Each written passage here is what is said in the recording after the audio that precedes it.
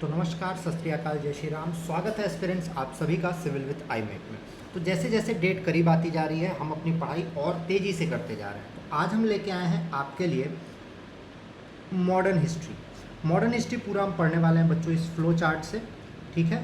तो अगर आप तैयारी एकदम सीरियसली कर रहे हैं तो इस फ्लो चार्ट से पूरा आपकी मॉडर्न हिस्ट्री ख़त्म हो जाएगी, ठीक है। 2-3 पार्ट में करने की कोशिश की जाएगी ताकि हम ईजिली पढ़ सकें। तो आइए शुरू करते हैं मॉडर्न हिस्ट्री, ठीक है। सबसे पहले हम जो बात करेंगे वो बात करने वाले हम अराइवल की, ठीक है। यूरोपियंस का अराइवल क्या था और इसका ऑर्डर क्या है, कई बार अरेंज करने को कहता है PDEF। सबसे पहले पोर्टुगीज़ आए थे, डच आए थे, इंग्लिश आए थे और फिर फ्रेंच आए थे और सबसे लास्ट में जाने वाले भी पोर्टुगीज़ ही थे। तो आइए शुरू करते हैं। सबसे पहले यूरोप इंडिया ट्रेड रूट खोजा गया था through middle east, controlled and taxed by Arabs था, रिलीजियस राइवलरी होती थी और इसके लिए एक डायरेक्ट ट्रेड रूट चाहता था। यहाँ पे आपको डायग्राम में दिख रहा होगा कि पहले जब भी यूरोप को ट्रेड करना होता था इंडिया से तो मिडिल ईस्ट से होते हुए आता था, ये जो रेड लाइन दिख रही है। और इसके कारण कई बार रिलीजियस राइवलरी होती थी कि किसी को नहीं जाने देते थे, कई बार अरब्स उसको टैक्स करते थे। तो बोला गया कि भैया कोई ऐसा तरीका खोजे जिससे हम डायरेक्ट ट्रेड कर पाएँ, ठीक। तो ये कहानी पोर्टुगीज़ को बोली गई। पोर्टुगीज़ में जो वास्को डिगामा थे उनको ये बोला गया कि भैया कोई डायरेक्ट ट्रेड खोजो जिससे हम डायरेक्टली इंडिया से ट्रेड कर सकें। तो वास्को डिगामा 1498, 1502 और 1524 में 3 बार आए थे। कहाँ आए थे? Cape of Good Hope, Calicut, Kozhikode में। आपको यहाँ पे दिख रहा होगा इस मैप में कि हम इसको और बड़ा कर देते हैं ताकि आपको और अच्छे से दिखे, ठीक है। यहाँ पे आपको दिख रहा होगा। और कैलीकट के रूलर कौन थे भाई? कैलीकट के रूलर यहाँ पे देखिए, आपको यहाँ भी दिख रहा होगा। कैलीकट के रूलर उस वक्त जमोरिन थे, ठीक है। फिर जब वास्को डिगामा एक बार आ चुके थे उसके बाद क्या हुआ, एक एक करके लोग आना स्टार्ट किए। सबसे पहले कौन आए थे भाई? पेड्रो अल्वारेज कैब्रल 1500 में आए थे। ये कहाँ आए थे? कैलीकट, कोचिन, कैनोर में। तो सबसे पहले पोर्टुगीज जो आने वाले थे वो पेड्रो अल्वारेज कैब्रल थे। इसके बाद अल्मीडा आए थे 1505 में। इनकी वाटर पॉलिसी बहुत फेमस है, मास्टर ऑफ इंडियन ओशन, ठीक है। तो ये आपसे पूछ सकता है कि ब्लू वाटर पॉलिसी किसने दी थी? तो अल्मीडा ने दी थी। इन्होंने क्या कहा था कि फैक्ट्री वैक्ट्री इस्टेब्लिश करना छोड़िए, हम लोग ओशन को ही रूल करते हैं, ओशन में अपना काम करेंगे, और ये इनकी ब्लू वाटर पॉलिसी थी। फिर इनके बाद जो आए उनका नाम था अल्बकर्क। कौन है बच्चों? अल्बकर्क है। इनको रियल फाउंडर कहा जाता है पोर्टुगीज़ का इंडिया में। 1510 में इन्होंने गोवा कॉन्कर किया from Sultan of Bijapur. Local marriages की, पॉपुलेशन सेटल की अपना, मुस्लिम्स को परसिक्यूट किया और सती को एबॉलिश किया। तो पोर्टुगीज़ ने ही सबसे पहले सती को एबॉलिश किया था। बट अगर आप इंग्लिश में जाएंगे तो इंग्लिश में विलियम बेंटिक ने भी ये काम किया था, ठीक है। फिर इसके बाद नीनो डी कून्हा है। देखिए, आपसे कई बार इसको अरेंज करने को पूछेगा कि सबसे पहले कौन आया। तो सबसे पहले पेड्रो अल्वारेज कैब्रल आए, फिर अल्मीडा, फिर अल्बकर्क, फिर नीनो डी कून्हा। नीनो डा कून्हा सबसे लास्ट में है। इन्होंने पोर्टुगीज़ का हेडक्वार्टर शिफ्ट किया कोचिन से, कहाँ? गोवा में। अभी भी आप गोवा जाएंगे तो आपको दिखेगा कि थोड़ा बहुत पोर्टुगीज़ की झलक वहाँ पे मिलती है। फिर बहादुर शाह जो थे गुजरात के सुल्तान, बहादुर शाह जफ़र नहीं, गुजरात के सुल्तान जो बहादुर शाह थे उनसे बसीन ले लिए, ठीक है। फिर फैक्ट्री सेट की, कहाँ कहाँ? सेंट थोम मद्रास में और हुगली बंगाल में। ये सब काम कब हुआ था? 1529 में। अब पोर्टुगीज़ की दिक्कत क्या थी? ये स्लेव ट्रेड बहुत ज़्यादा करते थे, पायरेसी करते थे और रिलीजियस बाइगॉट्री थी। रिलीजियस बाइगॉट्री का मतलब बच्चों बहुत ज़्यादा रिलीजियसली चीज़ों को फॉलो करते थे और दूसरे रिलीजन के लोगों को बहुत ज़्यादा परेशान करते थे, ठीक। फिर अब बात करते हैं हम ब्रिटिशर्स की। यहाँ पे आपको दिख रहा होगा फरमान लेते हुए जहांगीर के कोर्ट में। तो सबसे पहले ब्रिटिश में आए थे 1608 में captain William Hawkins. Captain William Hawkins की जो शिप थी उसका नाम था हेक्टर और ये आगरा में जहांगीर से मिले थे। तो कई बार आपसे पूछता है कि किसकी कोर्ट में सबसे पहले ब्रिटिशर्स आए थे? तो जहांगीर की कोर्ट में आए थे।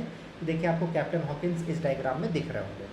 और 1611 में पोर्टुगीज़ की इंट्रीग्स मतलब पोर्टुगीज़ इनके खिलाफ काम करने लगे और ये उतने स्ट्रॉन्ग नहीं थे उस वक्त, तो उसके कारण इन्हें छोड़ना पड़ा, ठीक। फिर विलियम हॉकिंस के बाद 1612 में कैप्टन थॉमस बेस्ट आए। इनकी शिप का नाम क्या था? रेड ड्रैगन था।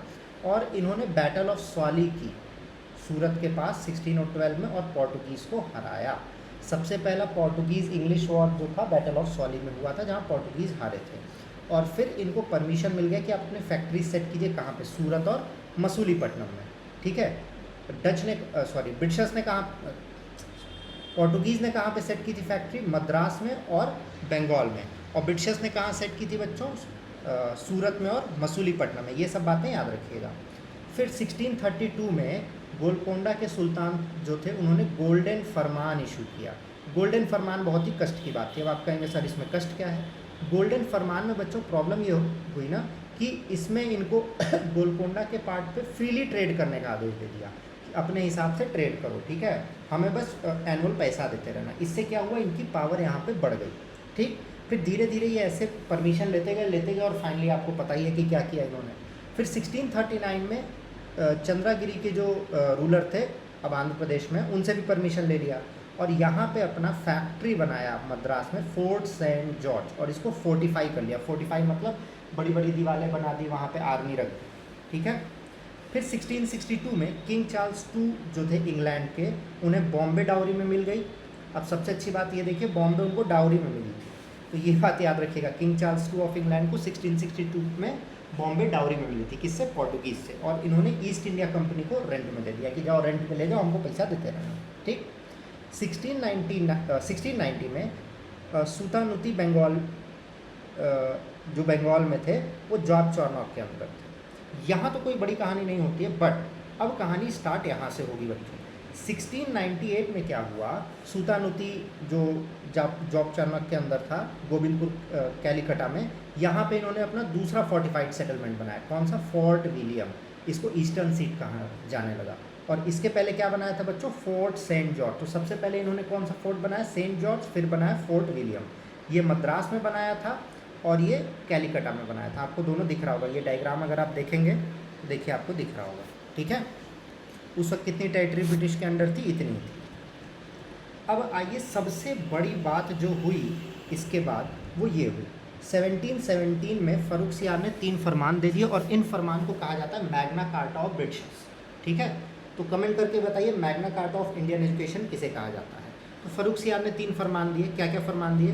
कि no custom duty on Bengal trade. कहा कि बंगाल में आप ट्रेड कीजिए, आपको कस्टम ड्यूटी नहीं देनी पड़ेगी, बट आप company as a company trade करेंगे।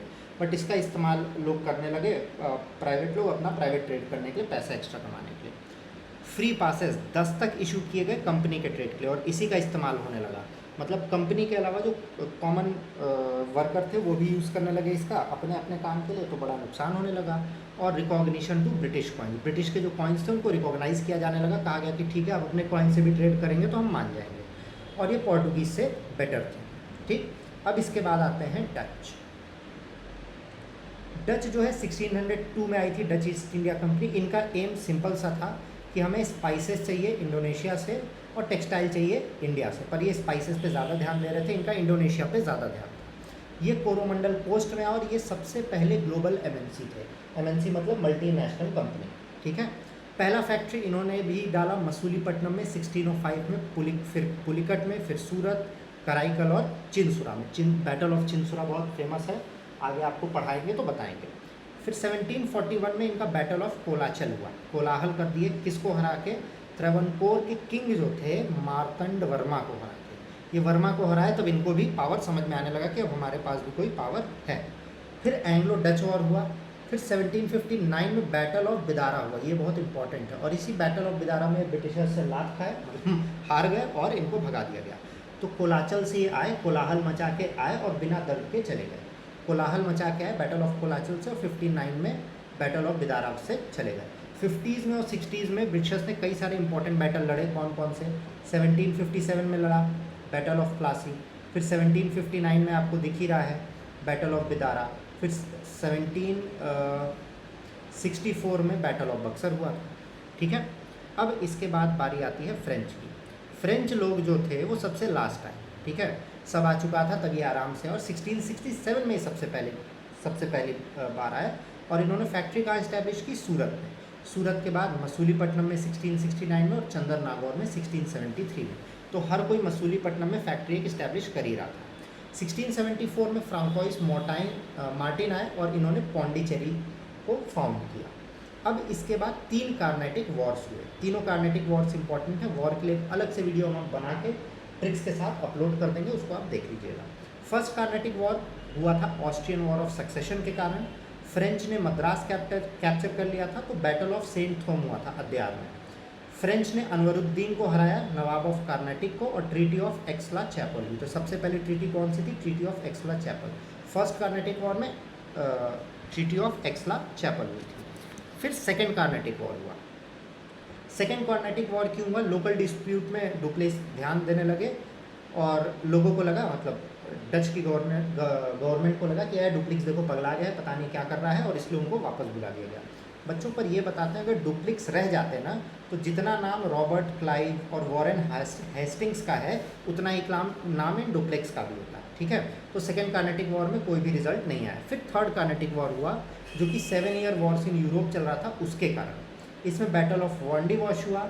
फ्रेंच काउंटी लैली के अंडर थे और ब्रिटिश जनरल आयरकूट के थे, और आयरकूट ने कूट को इन फ्रेंच की ले ली, काउंट करके ले ली, और यहाँ पे हुआ treaty of peace of Paris.